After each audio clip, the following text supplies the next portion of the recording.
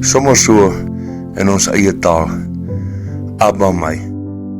Wie van julle kan nog onthou wat die woord Abba beteken? Toe ons klein was en moeg geraak het ons vir ou Boet of ons pa gevra, Abba my tog asseblief. As die pad vol dorings en skerp klippe was, het ons gevra, Abba my tog asseblief.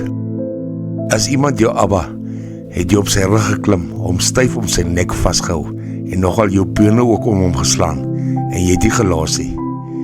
Ek het maar altyd gedink, dit is sommer net 'n boere opgemaakte woord, maar hoe verkeerd was ek nie.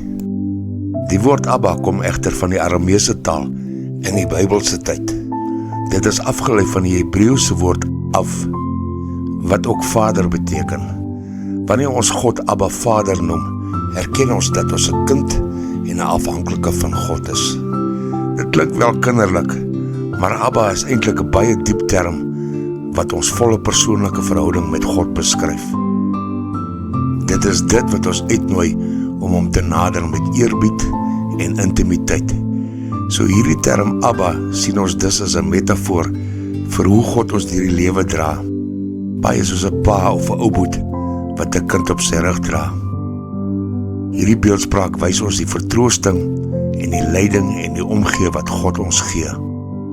So net soos 'n kind sy pa vertrou wanneer hy hom Abba, net so kan gelowiges vir God vertrou om hulle deur moeilike tye te dra. God is altyd teenwoordig en is altyd gereed om jou te Abba. Wanneer jy oorweldig voel, herinner jouself daaraan, ek is nie alleen nie. Daar's iemand wat omgee en wat bereid is om my op sy rug te dra. As jy dalk gedink het, ek suig al hierdie goed uit my duim uit, kyk gerus na hierdie paar verse wat hierdie redenasie bekragtig. Ek het jou gemaak, ek sal jou dra, ek sal jou onderhou en ek sal jou red. Werp jou sorge op die Here en hy sal jou onderhou. Hy sal nooit die regverdige laat wankel nie.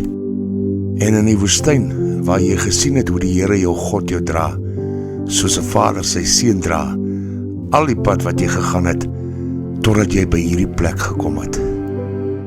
Geloofd sy die Here aan God ons verlosser, wat daagliks ons laste dra. Werp al jou bekommernis op hom, want hy sorg vir jou. Hy versorg sy kudde soos 'n herder. Hy maak die lammers in sy arms bymekaar en dra hulle naby aan sy hart.